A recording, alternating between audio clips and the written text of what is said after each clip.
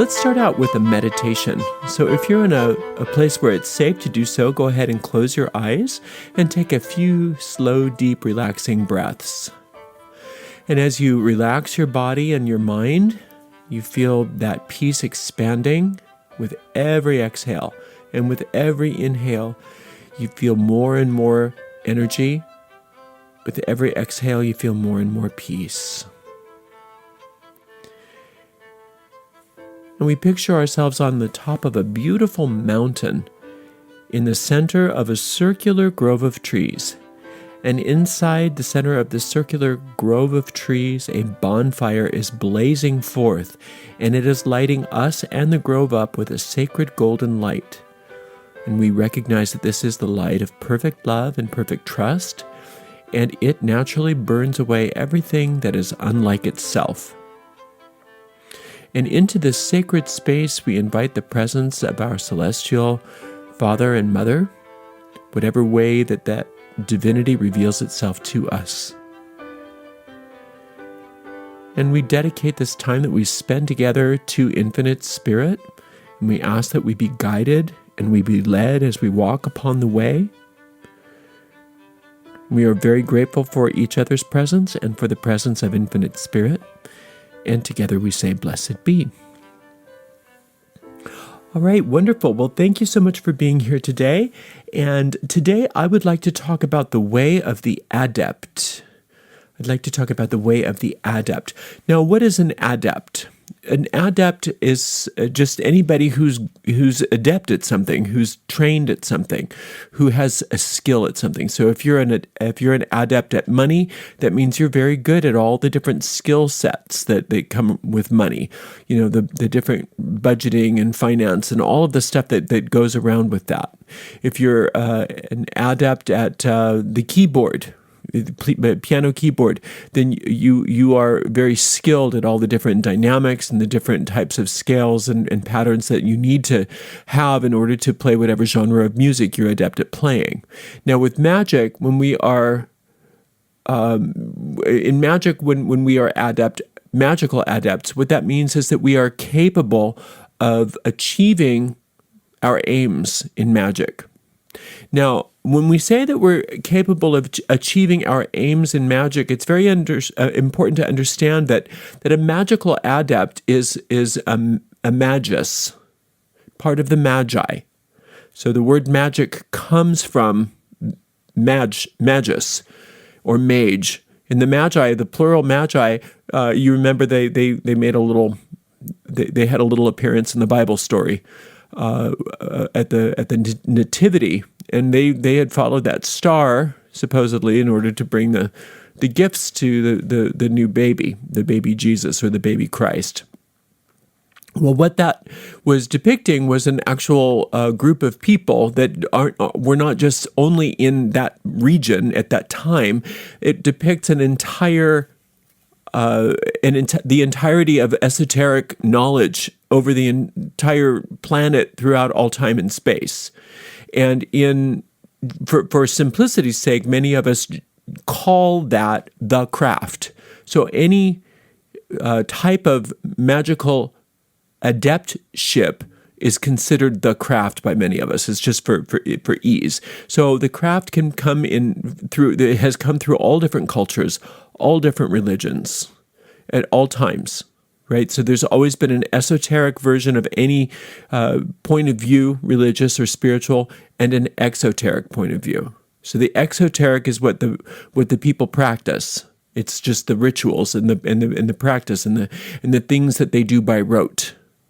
And the esoteric practices are things that are under the hood, the things that are outside of the purview of waking consciousness, of the norms of any particular philosophy or religious perspective or spiritual perspective. So the magi or the craft deals with the esoteric versions of whatever it is in whatever culture and whatever time. So regardless of the style of magic one practices, to be adept, we have to be able to be consistent in our ability to make it work. So it's important to understand what our goals are magically. Otherwise, we never know if we're making something work. A lot of people think that the like the money spells that we do, that they're an end unto themselves, or a love spell, or a protection spell, or a job spell, things like that. That those are ends unto themselves, but they're not. Those little bits of practical magic are just small little means that we can use a much larger power to help us out in ways that we need help in our day-to-day lives. But the totality of the practice is much bigger than a job spell or a money spell or a love spell or a peace spell. It's much bigger than that. It's an entire way of being. So to be successful in magic is not necessarily that your money spell worked. That can be part of it, obviously. Just like being a great pianist doesn't mean that you know how to play one song, right? So just because you had one money spell work doesn't make you an adept, and just because you didn't have one money spell work doesn't mean that you're not an adept. Just like with any other kind of adeptship. Let's look at the keyboardist again. Just because they're struggling on a piece doesn't mean that they're not adept. It means that they're stuck on one piece, right? So, but overall, when you're adept at something, you're able to have mastery in it. Well, what is our overall goal with magic? Well, our overall goal with magic is to perfect ourselves, is to be enlightened. It is to be aware of our oneness with all life. So our goal has to be peace. If our goal is not peace, then we're missing the mark. So that if that first goal in any endeavor, whether it's a magic, whether it's a money spell, or whether it's a spell to manifest your soul's journey, the primary goal has to be peace. Otherwise, you're not walking the way of the adept. Now, those of you who work psalm magic will remember in Psalm 37, it says, "Blessed be the meek, for they shall inherit the earth." And then Jesus quoted that psalm later, and then everybody always gives Jesus, like that's a Jesus quote. You know, Jesus in those stories was constantly working the psalms. He was constantly doing a psalm spell here, a psalm spell there, a psalm spell here. And a lot of the quotes that people attribute to Jesus is just him reciting psalms. Because that was one of his main methods of making things happen was with the Psalms. So, but let's look at that line in the Psalms, "Blessed be the meek, for they shall inherit the earth." Let's do the whole line. It says, "Blessed be the meek." No, actually, it doesn't say it that way. That's the way Jesus said it. It says it, "But the meek shall inherit the earth and shall delight themselves in the abundance of peace." So right there, it shows what an adept is. It's somebody that is going to inherit the earth and delight themselves in an abundance of peace. Why? Because peace was their goal. If the adept's goal is peace, first primary goal is peace. In any situation, under any circumstance, is peace. And that's what it means to be meek in the Bible, in the Psalms. Meek doesn't mean weak. It doesn't mean a doormat. It doesn't mean a victim. Meek means adept. Meek means that you always, that your magic always works. But remember, your first goal as an adept has got to be peace. Otherwise, you're not on the path. You're on some other path. And so if your first goal is peace, that means that you're non-reactive, that nothing moves you. So when something comes up against you, rather than you reacting to it on the level of the problem, you start to respond to it on the level of a magician or a mage or a magus. So somebody that is adept, from the path of the adept. Two very different ways of looking at the same problem. One is a human way, and one is the way of the adept. There's nothing wrong with being human. There's nothing wrong with having a human response to something. It's normal. You don't make yourself wrong for that. And in fact, it's very difficult to be an adept. If somebody comes at you with something, it's very normal to react. But when we are looking at walking the path of the adept, we have to say, wait a minute. What is my soul's response to this versus my ego's response to this?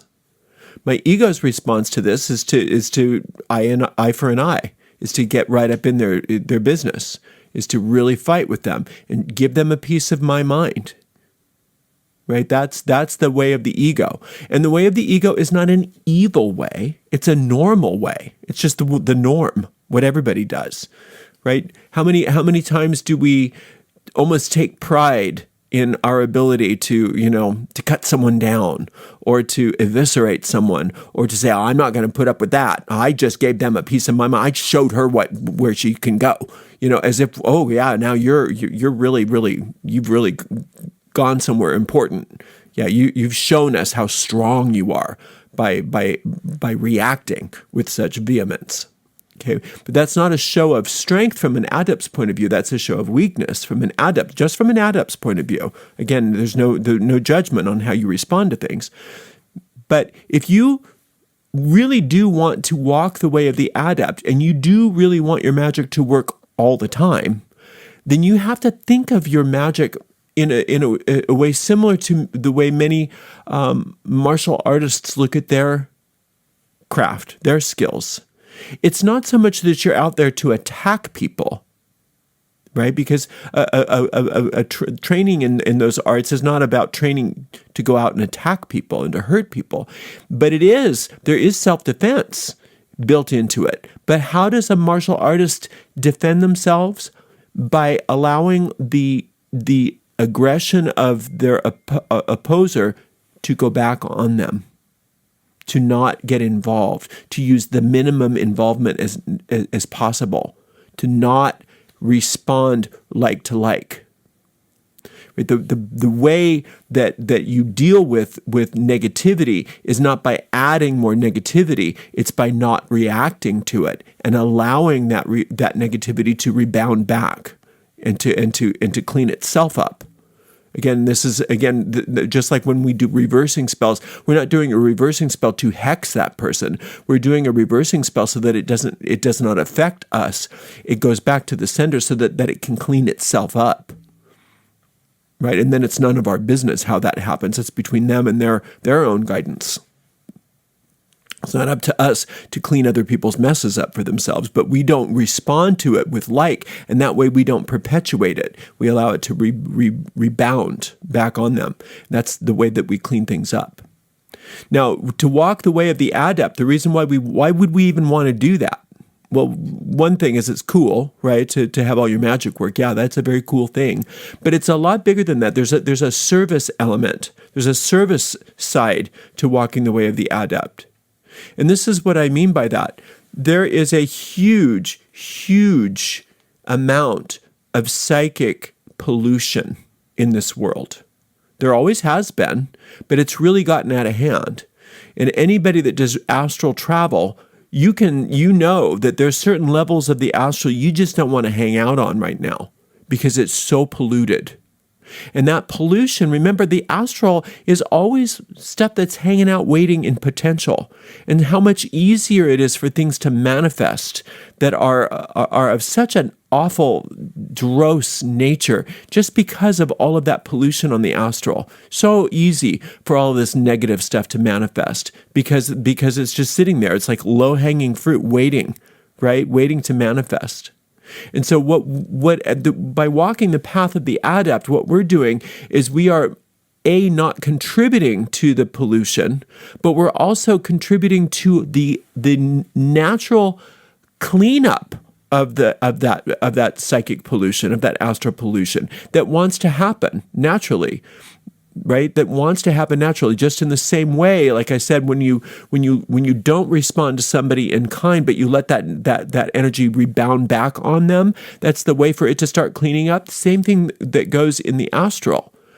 When you don't contribute to that astral garbage, to that astral pollution, you're in a position magically to be of service to help clean that up just by your presence, by your peaceful presence.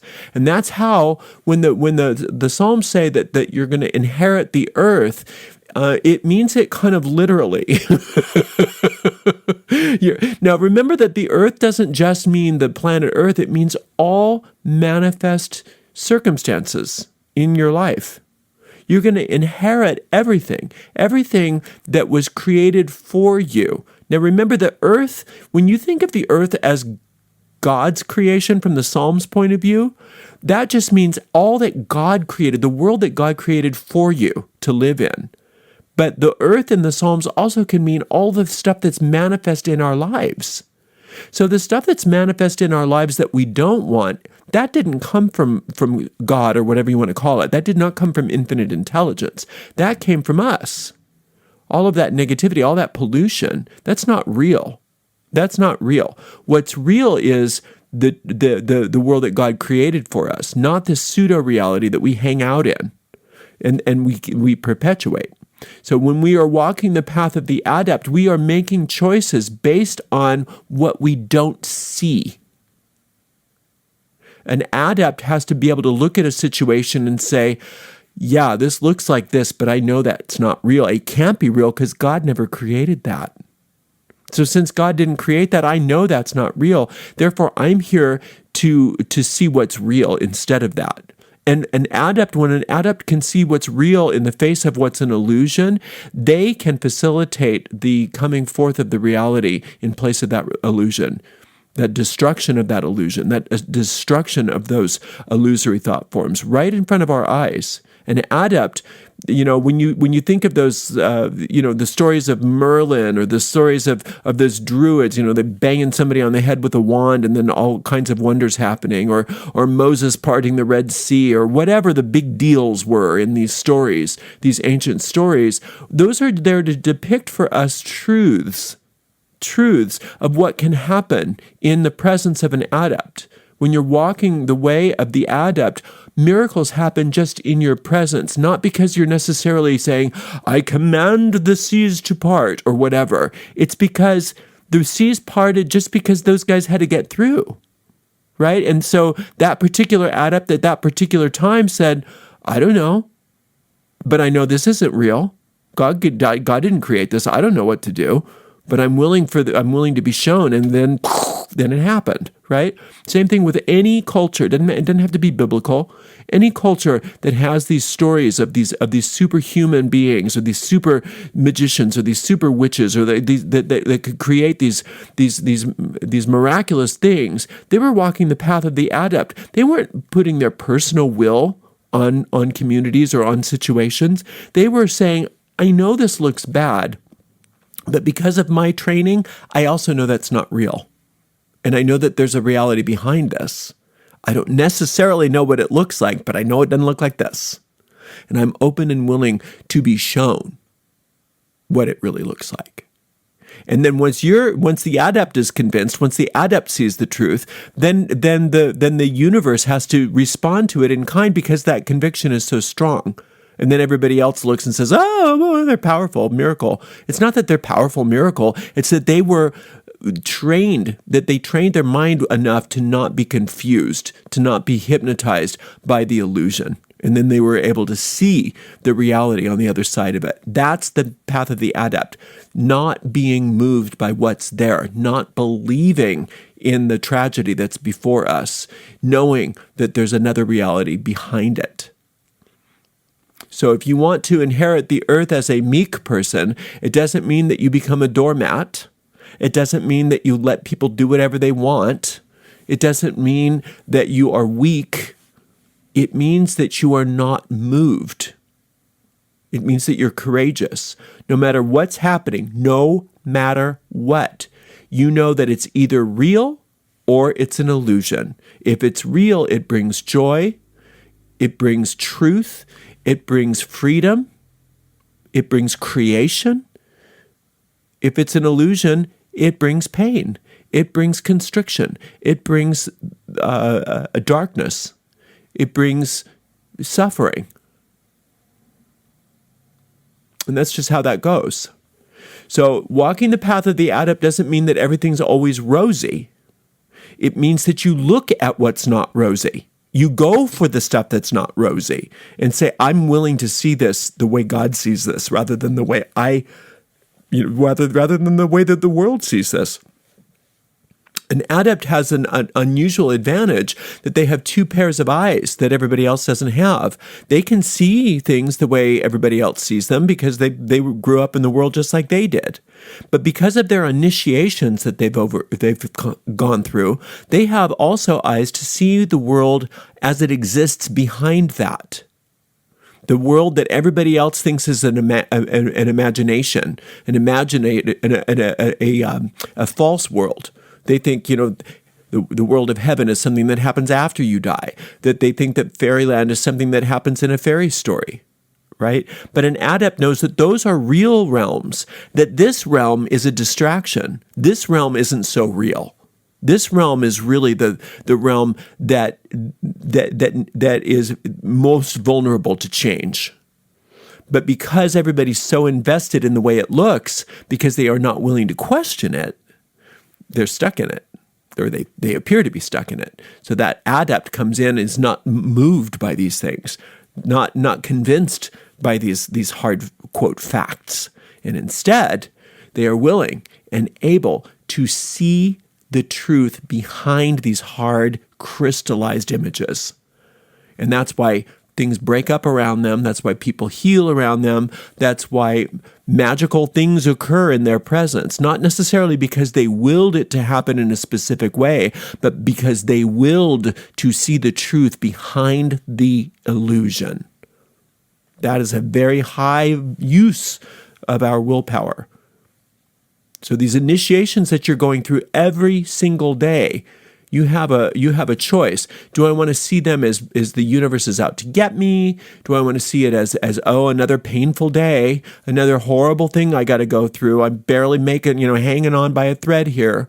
Or do I want to look at these things as a set of initiations that are going to release me from these illusions, that are going to give me a new pair of eyes that I can really see the truth behind all of this, and no longer am I going to be stuck in this nonstop treadmill of the ego mind, taking things from my past and projecting them into my future so that I have no progress. It's always just the same thing again and again and again. And the ego mind is smart enough to give variety, so we think that everything's different. But it's still this. If you really look at it as an adept, it's the same old thing over and over and over and over again. Maybe new technology, maybe new, cast of characters, maybe new drag, but there's no difference in content, only in form. Whereas the adept says, whoa, there's real content on the other side of this that everybody's just completely asleep to. I'm getting eyes to see that. I'm being trained in this. I'm no longer going to be moved by these images that I see before me. I'm no longer going to be subject to them. And I'm going to see the truth behind them. I don't know what that will look like, but I do know it's there. And once the adept starts to get a glimpse of the truth, everybody around the adept gets a glimpse of the truth as well. So it's not just you that you're doing it for, it's the entire world. All right, well, this has been fun. Thank you so much for being here today. I love working with you, and I can't wait to work with you again. And until that time, blessed be.